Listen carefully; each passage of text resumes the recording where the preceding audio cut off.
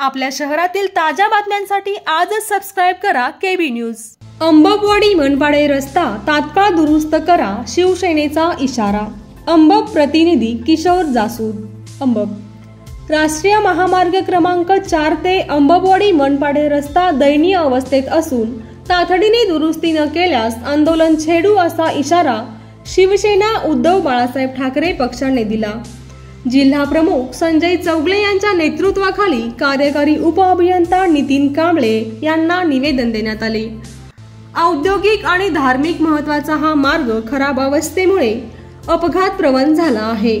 MIDCतील वाहतूक आणि यात्रेकरूंच्या सोयीसाठी तातडीने डांबरीकरण करावे अशी मागणी करण्यात आली। येत्या 15 दिवसात काम सुरू करण्याचे आश्वासन प्रशासनाने दिले, अन्यथा तीव्र आंदोलन छेडण्याचा इशारा शिवसेनेने दिला। यावेळी महेश चव्हाण, राजेंद्र पाटील, स्वप्नील मगदूम, सागर चोपडे यांच्यासह मोठ्या संख्येने शिवसैनिक उपस्थित होते।